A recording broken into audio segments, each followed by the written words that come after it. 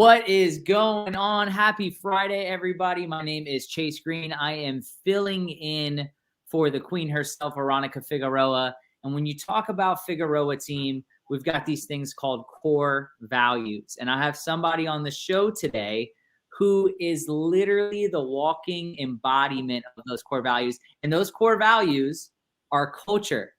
Tamara here is teaching classes. You've got agents on the team crediting their first, second, third deal to her because she helped them out on the process. You talk about conversion. She's going to be one of our top converters on the team this year. You talk about compliance. She's got the cleanest database, super engaged, and then just is super committed to excellence and getting better and better every single day. Miss Tamara Kelly, thank you for joining the show today.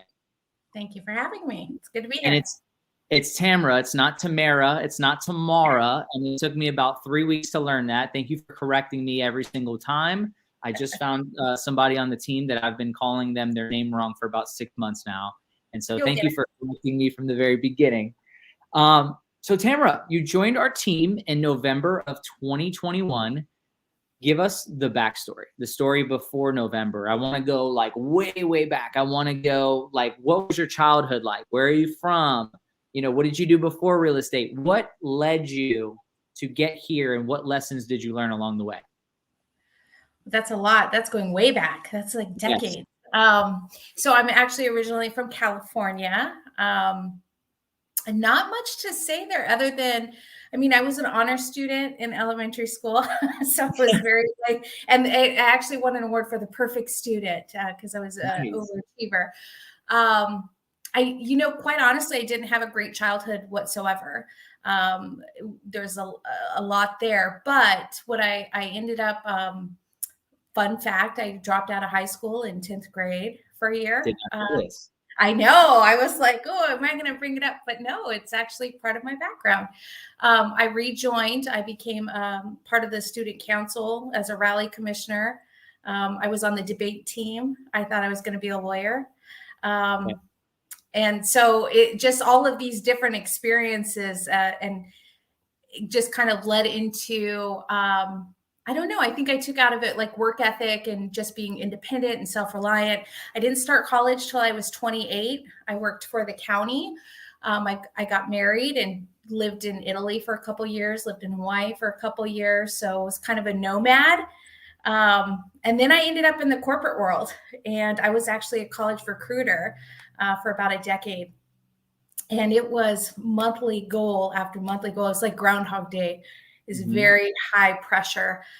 And then I got to a point where I was like, this is not for me. This is not where I've been called to go. So my background is actually social work.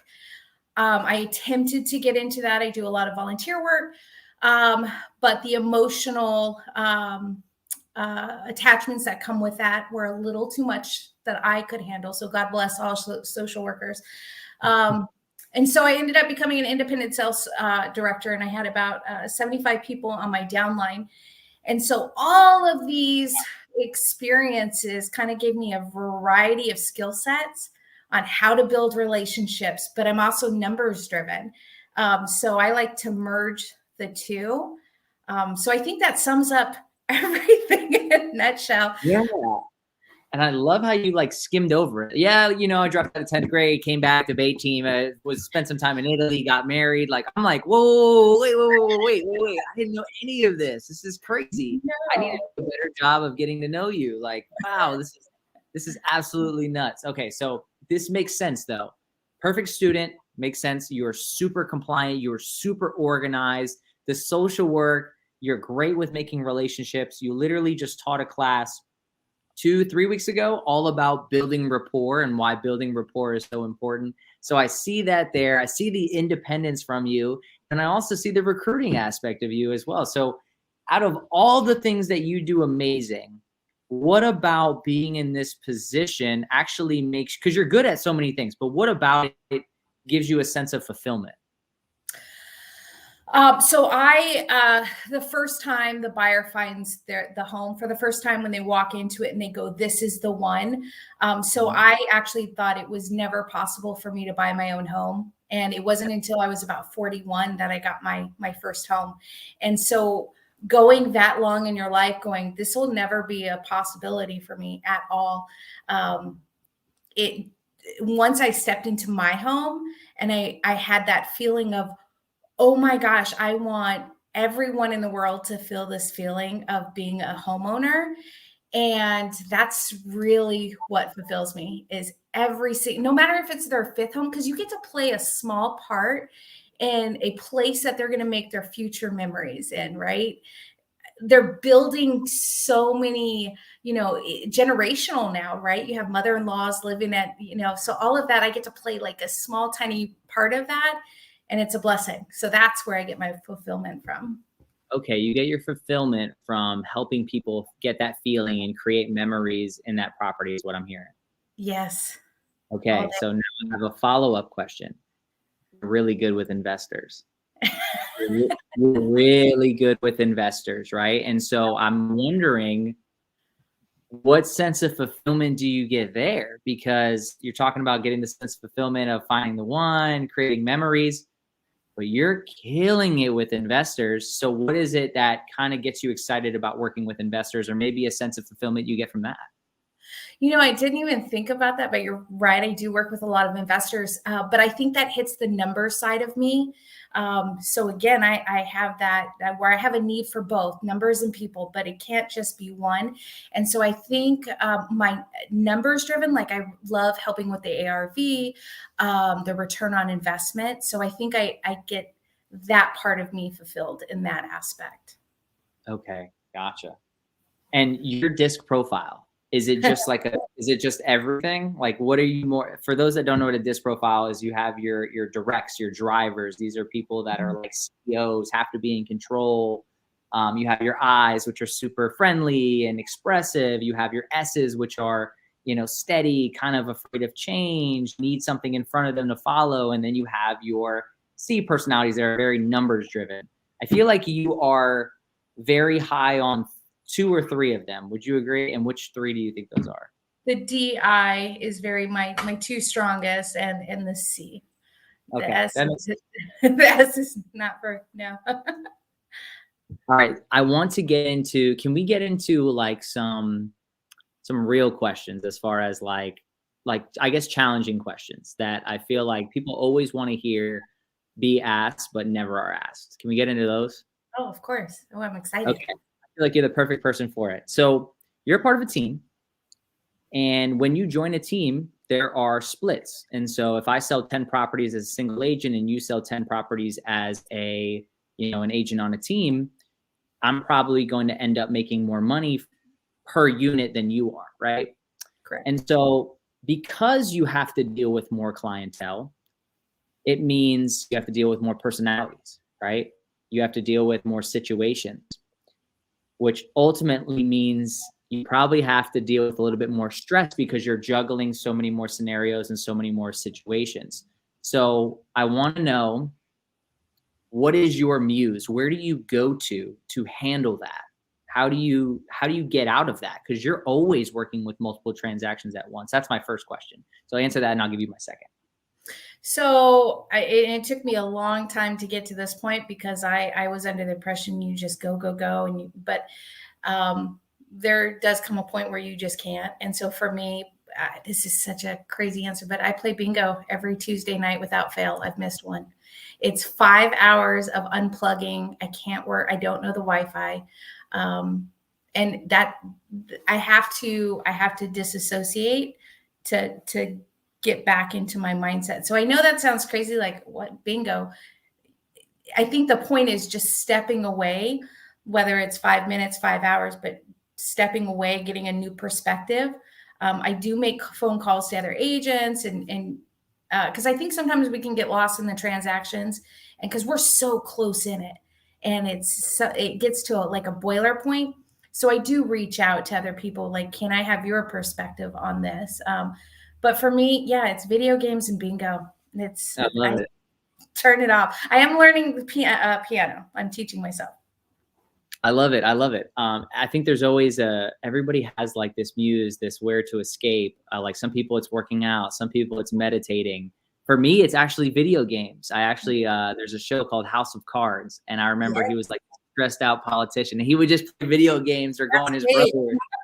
And so you have that in bingo, which is awesome. Okay, so what would your advice be to a new agent that, you know, is on a team, got an influx of leads, now has 3 deals under contract, and is like, what do I do? How do I handle this? Because I'm about to blow. My biggest piece of advice is to check in with yourself constantly. Like I am constantly checking in with myself, just mentally, where am I right now? Emotionally, where am I right now? Do I need to step back? Who do I need to call for that other perspective? So that would be my advice, is start checking in on yourself and see where you're at. Because I've gotten down that path multiple times. Somebody on the team had said, if you're not crying in real estate once a week, you're not doing it right. Well, once I embraced that philosophy, it was like it flipped a switch for me of, okay, this is normal to have a bad day. It's not the end. Nothing's life and death. So I think lately my new philosophy, it's not life or death. Have fun again. I've been having a lot more fun too. And recently I've been telling agents, start having fun with it. Get back to the basics. What are you doing it for? Just make a new friend. That's it. That's all you have to do, is just make a new friend. Right. I love that. I listened to Ed Milet in the morning, and today he was on, and he was talking about messing with time and messing with how many times you should check on yourself, and how most people do annual reviews. The people that are more successful do monthly reviews, and the people that are super successful check on themselves daily and sometimes hourly. And when you can evaluate yourself, it really puts things into perspective for you. Like, hey, it's not life or death. Hey, I can get through this. Like, what are we doing right now? And so a lot of times I feel like we tend to work ourselves up more than it really is. And those evaluations, it seems like, really help you just put things into perspective. Is that kind of what it is? It is, because because of my personality, I want to control every single thing, and I don't want to make a mistake either. I've been doing this almost 2 years. I don't want to make. I'm still at the point. I don't want to make a mistake and mess up, but it's not at the level that it used to be, of where, oh my gosh, the world is crashing down. This cannot be fixed. I don't know how many times I overreacted just to call somebody on leadership, and they say, oh no, it could be fixed like this. Right. Oh, I didn't know. So now it's just kind of slowing it down a little bit. I think that's so true. I think in the beginning stages of real estate, it seems like you hear one thing and you're like, oh, that's it, I'm done. And one thing I've learned in real estate is there seems to be not only just one solution, but many solutions for every single scenario that you tend to face, which is amazing. The next thing I wanted to talk about was another hard-hitting question. I want to talk about the image in real estate. And I remember when I got into real estate, there was a guy who literally had different suits for different price points he would show. And I thought, okay, that's going to be me. I'm going to be in a suit every day. I need to make sure that I'm clean shaven. I need to make sure I can't grow hair anyway, so it's not a big deal. But I needed to have a nice haircut. I couldn't have tattoos. And so here you and I are, full disclosure, tattoos, a lot of places, right? You've got colored hair. So I want to know, because in the beginning, it was like, hey, you can't have that, can't do that. You need to be super professional. Have you ever felt like that has helped the way you are, the way you present yourself? Do you think it helps you connect with buyers and sellers? Do you ever feel like it hurt the situation? Tell me about that, because first impressions are a real thing. No, they are. And I come from a corporate background where I literally had to put makeup on tattoos every single day to cover them. So that was another reason. So when I started real estate, I had this image that, because I come up in a generation where they said, you'll never get a job because you got your first tattoo. That's where I come up from, right? And so that sticks with you. And so when I got into real estate, immediately bought all these crazy blazer, just things that I would normally not wear, that are not my style. Right. And I think I had an image. It's not that anybody else did. I had that image in my head of what I was supposed to look like to be successful. And then that gets tiring, because you're really just putting on this facade. And so over time, I think it was like a couple days, I was just exhausted from just showing after showing. And the next day I just showed up in slacks and a shirt, and tattoos were showing. And the buyer literally said, "Oh my gosh, you're a real person. Like Yeah. you're not, you know, what some people have an image of is the car salesman look, or, you know, that look." And Yeah. so I actually, I don't even care anymore, to be quite honest, because I do know what I'm doing. I don't know everything, but I think that shines through where they don't even notice that I have tattoos anymore or red hair. And I also think it makes me more relatable as well. I am a real human being. Now there are people, you know, I'm not a great fit for everyone. We never will be a perfect fit for everyone, but that's fine.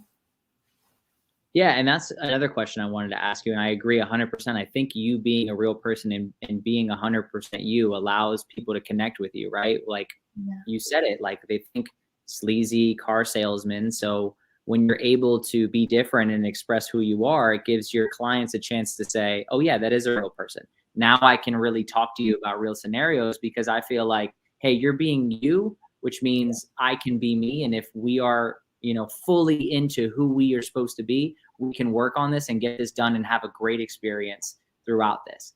And so, Yeah. but Well, not to take away from people that do dress how, you know, corporate style. I don't want to take away from that at all, as long as it's authentic to you, right? I right. was putting on a facade. So for those that love the blazers and that look, by all means, be you. Yeah. That's it. All right. I've got two more questions for you. Mother, wife, proud owner of 4 dogs. Mama's tired. How the heck do you balance it? Very carefully, very careful. You know, Veronica told me this right when I joined the team, and I always kind of, well, I always took it seriously. When Veronica speaks, you take it seriously. She said, you have to find a balance, because it's very easy to get lost into real estate. And for me, real estate is, so it's addicting. I love it that much. And so I find myself, you know, it's not hard for me to work from home. I'm constantly in the office.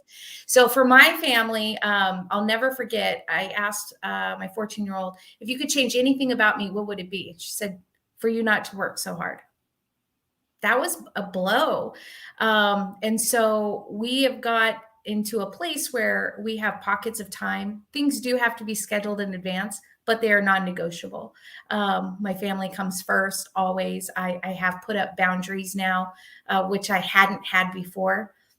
So we're good. They didn't marry real estate. They didn't, so I have to be mindful of that.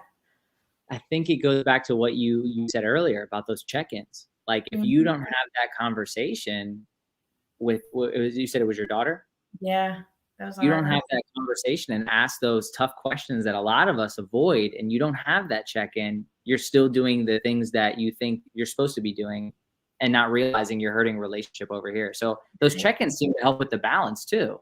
Everything, sanity, work, family, everything. Okay, that makes sense. So I got one last question for you. I want you to rank these 3. I want you to rank mindset, education, and action. Rank these on importance and why. Oh, these have changed over time. So I would say now it's mindset is number 1 for me. And for the most part, because if I'm not in the right mindset, I am no good to my family, to my clients, anyone. So I have to every day be in the mindset. Action is definitely going to be number 2. Just because I can sometimes procrastinate. And so I have to get in the mindset and then just start moving. And then education, never going to stop. You're never going to learn everything about real estate. So for me, it's pretty important to keep that going as well. My quote of the year is, what you lack in experience, you make up for in activity. Yes, I know. I've said it so many damn times, so it makes sense. Tamara Kelly, Thank you so much for being here. I'm so happy we were able to do this. I had a list of so many questions, and I feel like we always just end up having a genuine conversation. So this went great.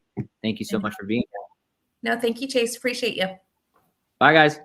Bye.